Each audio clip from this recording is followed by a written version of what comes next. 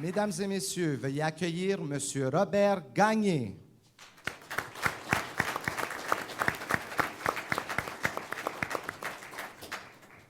Vous m'entendez? Bonjour. Merci pour l'invitation. Écoutez, nous sommes encore tôt dimanche matin. Il fait un peu froid dehors, donc j'ai quand même pas mal de chiffres à vous montrer. Je ne veux pas vous troubler avec ces chiffres-là. D'abord, je vais vous dire que moi, je ne suis pas un expert en éducation. Je suis un économiste.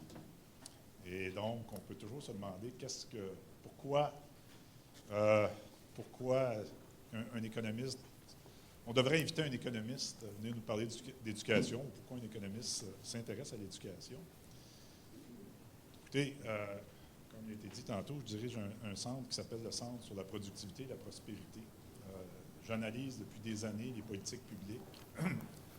La situation du Québec, la situation économique du Québec en termes de niveau de vie et de croissance et de développement. Et je constate, peut-être comme vous, que la situation du Québec se détériore. Vous savez, au début des années 80, parce qu'on a des données qui remontent jusque-là assez fiables, le Québec, en termes de niveau de vie, si je regarde le produit intérieur brut par habitant, disons, on peut prendre d'autres mesures, mais prenons celle-là. On était à peu près à la moyenne des 20 principaux pays de l'OCDE en termes de niveau de vie. On était presque collé sur cette moyenne-là. Aujourd'hui, donc, oui, merci. Je m'entends, merci. Aujourd'hui, vous savez, ça c'est une salle de classe à peu près de grandeur standard, en tout cas chez nous à HEC. Je n'ai pas de micro, donc il faut que je m'habitue. Je vais remonter le micro sur la main. Alors aujourd'hui, on est peut-être 15 % en bas de la moyenne de l'OCDE. Donc, qu'est-ce qui s'est passé depuis 35-40 ans? Bien, c'est pas qu'il n'y a pas eu de croissance au Québec, il y a eu une croissance, mais elle a été relativement faible. Puis il y a plein de pays, ici, bien sûr, autour de nous, et en Europe, qui ont cru plus rapidement que nous. Puis là, il faut se demander en quoi c'est possible. Alors, très longtemps, on s'est affairé, à peu près, tout le monde s'est affairé à essayer de trouver, de poser le diagnostic, de dire comment ça se fait que notre économie ne croît pas aussi rapidement qu'ailleurs, quel est le problème? Puis là, on s'intéresse à l'investissement des entreprises qui n'est pas au rendez-vous. Je sais que M. Legault, c'est un cheval de bataille important, avec raison d'ailleurs. On regarde, qu'est-ce qu'on regarde? On regarde nos politiques, notre fiscalité, l'ensemble de nos politiques publiques. Et là, on écrit des politiques. Puis là, on se dit, bon, le secteur manufacturier, ça nous prend une politique sur le secteur manufacturier. Le numérique. Au départ, il appelait ça l'autoroute de l'information. Je ne sais pas si vous vous souvenez. L'autoroute de l'information. Et là, c'est plus l'autoroute de l'information, c'est le numérique. C'est bien important, le numérique. Et les PME. Les PME, c'est bien important, surtout ici.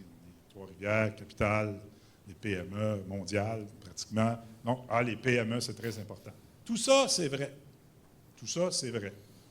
On regarde le secteur manufacturier, ça s'est détérioré.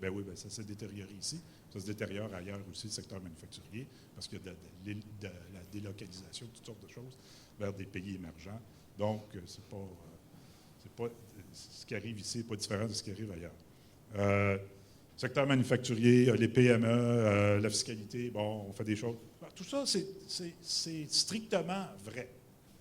C'est une chose, cependant, qu'on a plus ou moins regardée et dont on ne tient pas suffisamment compte. C'est que vous pouvez regarder ça sous tous les angles possibles, avec toutes les données que vous voulez, par en haut, par en bas, à gauche, à droite.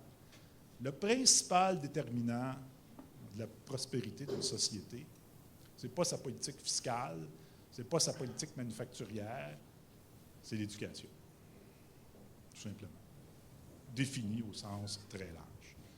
Et donc, moi et mon équipe, on a publié en janvier notre bilan annuel sur la prospérité et la productivité, et on a inclus là-dedans section assez importante sur l'éducation où on a fait une série de recommandations qu'on n'a pas inventées. Hein, je l'ai dit d'entrée de jeu. Je ne suis pas un spécialiste d'éducation. On est allé voir les meilleures pratiques à gauche et à droite.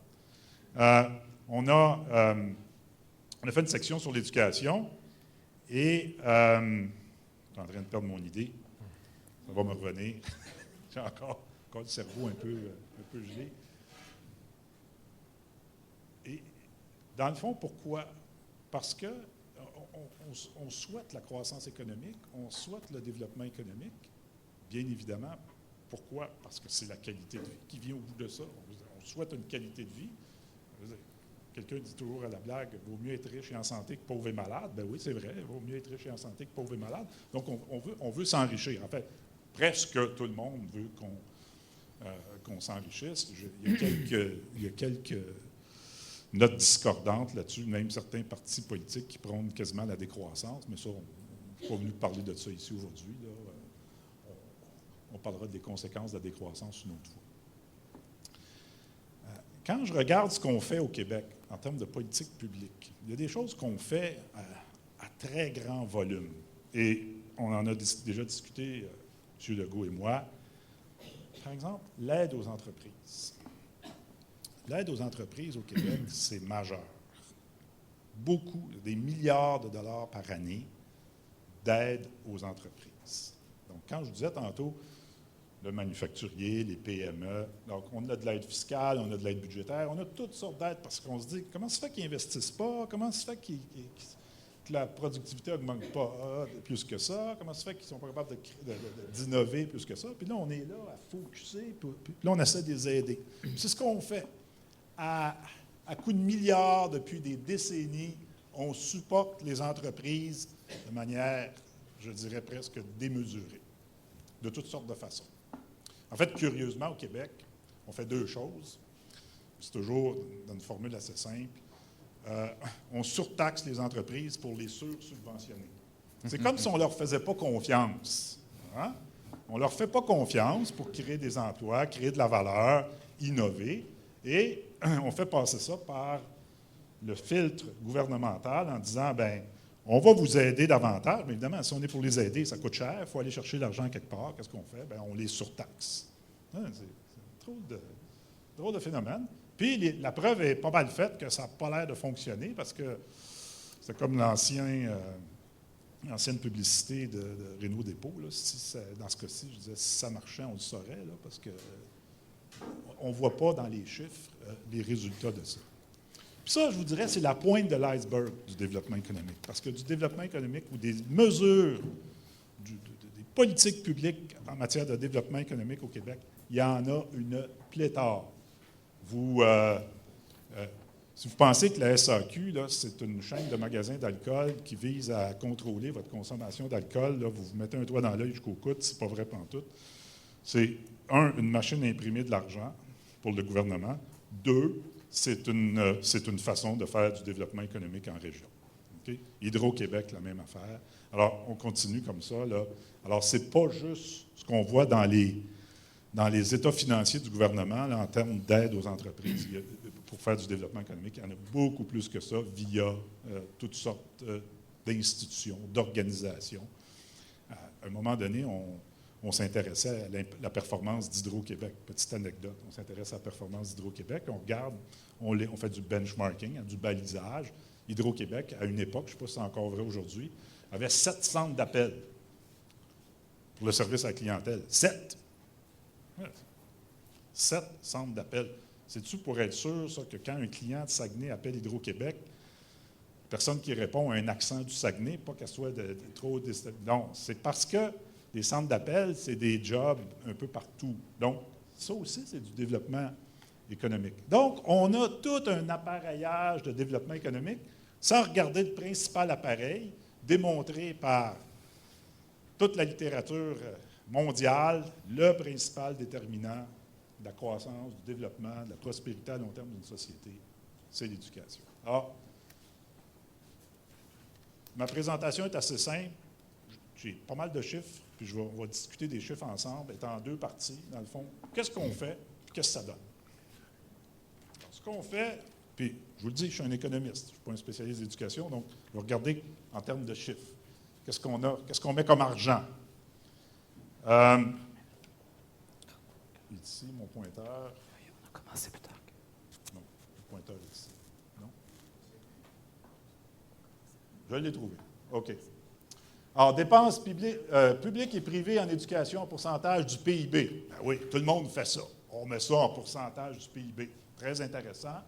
Ça, c'est au Canada. Puis vous avez le Québec ici en bleu. 6,5 du PIB consacré aux dépenses en éducation au Québec, privé et public. C'est notre effort collectif par rapport à notre capacité de payer. C'est 6,5 c'est pas tant que ça, mais c'est comparable à ce qu'on retrouve ailleurs au Canada. À l'échelle mondiale, encore là, vous voyez qu'il y en a qui font mieux et il y en a qui font pas mal moins bien. Et donc, on aurait tendance à conclure de ces chiffres-là, chiffres que je vous rappelle, bien du monde utilise pour se conforter, pour dire qu'on en fait bien assez pour l'éducation. Mais regardez, le Québec se compare avantageusement. Mais ça, là, ça, c'est quoi? Ça, on y va avec nos moyens. N'oubliez pas ce que j'ai dit au début. Hein? Notre niveau de vie au Québec, notre PIB par habitant, il est pas mal plus faible que dans bien des économies auxquelles il faut se comparer. Évidemment, on ne peut pas, on ne souhaite pas se comparer à, je ne sais pas moi, certains pays émergents ou en développement, là, donc il faut se comparer avec des pays comparables. C'est ce qu'on a ici. Belgique, États-Unis, Norvège, Nouvelle-Zélande, Suède, Pays-Bas et tout ça. Donc, on pourrait se réconforter de ça, de se dire, bien, on fait des efforts considérables compte tenu de nos moyens. Juste un petit rappel historique, puis on en discutait avant d'entrer. Bien sûr, au Québec, quand on regarde ça sur 50-60 ans, hein, on a connu ce que certains appellent la Révolution tranquille dans les années 60, où on a carrément bâti un système d'éducation moderne, ce qu'on n'avait pas avant. On l'a bâti et ça nous a permis de faire quand même un rattrapage important au plan de l'éducation au Québec. Moi, ce que je pense, c'est que ce rattrapage-là n'est pas terminé et que le chantier a été... ça arrive des fois des chantiers qui ne se terminent pas ou qui ne se terminent pas dans les délais. Le chantier n'est pas fini. La job n'est pas finie. Et on a fait juste une partie de la job, puis le rattrapage n'est pas terminé.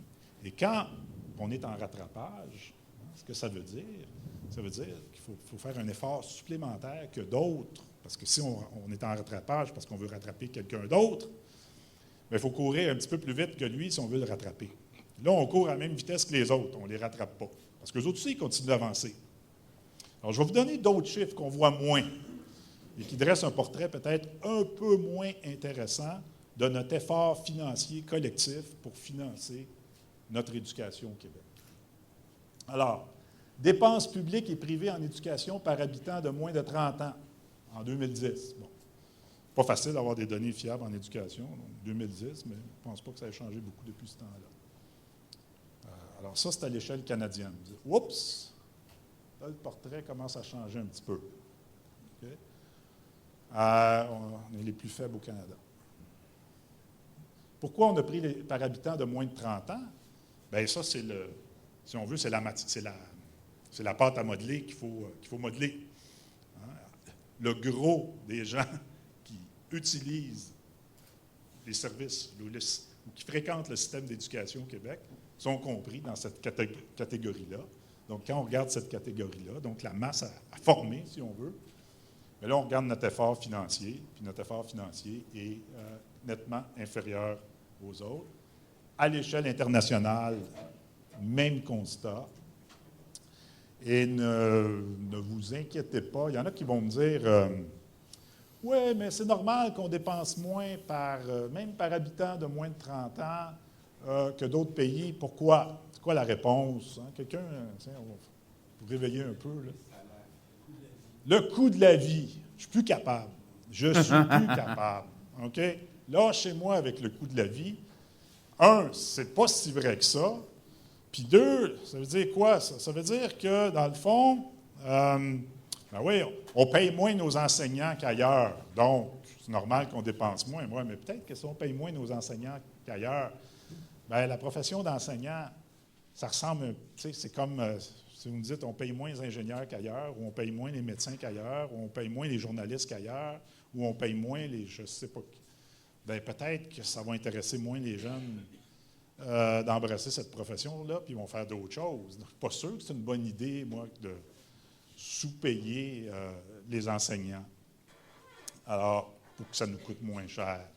Oui, mais au Québec, vous savez, on peut les payer moins parce que le logement coûte moins cher, ils ont des garderies pas chères pour envoyer leurs enfants. Oui, mais aussi, ils vont payer 40 d'impôts, puis ils vont payer 15 de TPS et TVQ. Donc, l'argument du coût de la vie, arrêtez. Okay. Utilisez-le plus. Alors, voilà un peu notre effort financier qui est moins grand qu'ailleurs. Et on ne peut pas se rabattre sur des histoires comme le coût de la vie qui est plus faible. C'est de la bouillie pour les chats, cette affaire-là. On consacre moins de ressources à notre système d'éducation pour éduquer les jeunes au Québec qu'on le fait ailleurs. Avec quel résultat? Okay. Ah, ça, c'est juste pour enfoncer le clou solide, comme on dit. Mais, ça, dans le fond, c'est la croissance des dépenses budgétaires des administrations provinciales. Donc, au Québec, c'est le gouvernement du Québec. Par habitant, entre 2002-2003 et 2012-2013. Donc, la croissance des dépenses un peu partout au Canada. C'est la croissance totale. Hein? Ce n'est pas annuelle moyenne, cette affaire-là. Là. Oui, non, c'est nominal aussi. Je n'ai pas nettoyé de l'inflation, là. Okay? C'est des pinottes. Okay? Regardez ce qui s'est passé, là. C'est assez pathétique, dans le fond. Là, on pourrait, je sais qu'on est à un colloque de la CAQ, donc ça doit être de bon ton de casser du sucre sur le dos des péquistes et des libéraux. Moi, je pense que c'est... Bon, évidemment, M. Legault ne sera peut-être pas d'accord avec moi. Je pense que ce n'est pas de leur faute. Non, mais c'est vrai, je pense que ce n'est pas de leur faute. Moi, je suis peut-être bien naïf, mais je pense que notre système politique fonctionne remarquablement bien. C'est-à-dire que les gouvernements sont le reflet des souhaits, ils reflètent très bien dans leurs décisions, dans leur action, ce que la population désire. Je comprends qu'il y a toutes sortes de monde qui imaginent toutes sortes de complots sur des lobbies, puis toutes sortes d'affaires, mais je pense que le système, globalement, fonctionne relativement bien. Moi, ce que je vise, c'est nous autres, collectivement. C'est le reflet de ce qu'on a, de ce qu'on demande, puis de ce qu'on veut. Puis on l'a obtenu. Okay? Les gouvernements, pendant 40 ans, ont mis la priorité ailleurs. Et ça donne ça. Okay? Donc, pour fréquenter un peu les politiciens comme experts, je pense qu'ils réagissent aux pressions publiques. Puis il n'y en a pas de pression publique pour investir davantage en éducation. Il reste combien de temps? Ah, bon, merci. Il me fait ça comme ça. C'est pas très précis. OK, merci. Alors, on regarde les résultats maintenant. Taux de fréquentation universitaire des 18-34 ans en 2012. Relativement faible. Okay? Je ne dis pas que tout le monde doit aller à l'université, mais bon, quand même. Quand on regarde, vous savez, il y a des pays là, qui performent relativement bien là, au plan économique là-dedans. Proportion de la population de 25 à 34 ans qui détient un diplôme équivalent ou supérieur au baccalauréat. Donc, précédemment, c'était un peu l'avenir, quelle est la fréquentation actuelle dans nos universités, puis ça, c'était un peu le résultat. Donc, encore là, Québec, relativement faible. Vous pouvez m'accuser d'avoir choisi les pays qui font mon affaire. Moi, je prends les 20 pays de l'OCDE qui étaient membres de l'OCDE au début des années 80 puis qui sont toujours membres de l'OCDE aujourd'hui. Il s'en est rajouté, comme le Mexique, le Kosovo, puis le je ne sais pas quoi. Mais je n'ai pas de données sur ces pays-là au début. Alors, moi, mon univers de comparaison, c'est les 20 principaux membres de l'OCDE. C'est avec ces pays-là, je pense qu'on doit se comparer. Il faut regarder ceux qui sont en avant, pas ceux qui sont en arrière. Alors, voilà. C'est relativement faible aussi. Donc, ça, c'est pour l'université. Je vais terminer avec quelques petites statistiques que je trouve plus troublantes. Ça va bien mettre la table pour le reste de la journée, je pense. Proportion de la population de 15 à 19 ans, donc les jeunes entre 15 et 19 ans. Si je vous pose la question aujourd'hui, qu'est-ce que ça doit faire un jeune entre 15 et 19 ans, au moment où on se parle maintenant? Bon, il va se lever bientôt, puis normalement, il devrait aller faire ses devoirs et étudier pour son examen de demain matin. Normalement, OK? Alors, proportion de la population de 15 à 19 ans qui n'est pas active dans le système d'éducation ou sur le marché du travail. Pas à l'école, pas de job. OK? Comment? Moi, je suis un universitaire, je n'utilise pas ces mots-là, vous savez, mais je sais, ouais, moi aussi j'en ai. Non, blague à part, ils ne sont pas à l'école et ils ne sont pas sur le marché du travail. Quand même, hein, depuis le début, je vous montre des graphiques où la ligne bleue est en bas. Oups, c'est un des premiers graphiques où la ligne bleue est en haut. Je trouve ça plate, moi aussi. OK? Proportion de la population de 15 à 19 ans, active ou non sur le marché du travail et hors du système d'éducation. Ça, c'est un autre indicateur que je vous explique dans 2 minutes. Regardez où est le Québec, dans le haut du tableau. Alors, ça, c'est des jeunes. Je vous rappelle, ils sont entre 15 et 19 ans, là, ces jeunes. Ils ne sont plus dans le système d'éducation. OK? Ils ne sont plus dans le système d'éducation et ils sont soit actifs, soit inactifs sur le marché du travail. Je vous ai dit tantôt qu'il y en avait beaucoup qui n'étaient pas à l'école et qui n'avaient pas de job. Là, évidemment, ça monte un petit peu parce que je viens de mettre ceux qui avaient un job.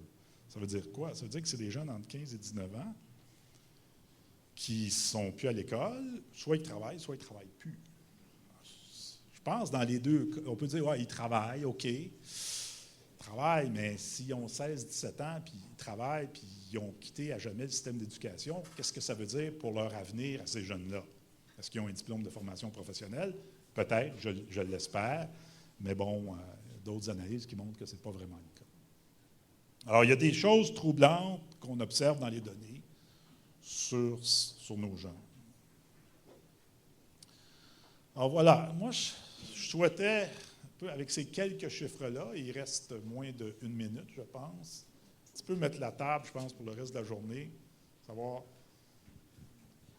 on ne fait pas tant d'efforts qu'on pense en éducation. Je pense que c'est le reflet de nos préférences collectives, malheureusement. Puis c'est ça qu'il faut changer. Il faut être conscient qu'on ne fait pas assez d'efforts. Et compte tenu qu'on ne fait pas beaucoup d'efforts, bien, on a les résultats qui viennent avec. Et ça, bien, ça a un impact direct sur notre prospérité. Alors, j'arrête là parce qu'il ne reste plus de temps. Et puis, bon colloque. Bravo. Merci.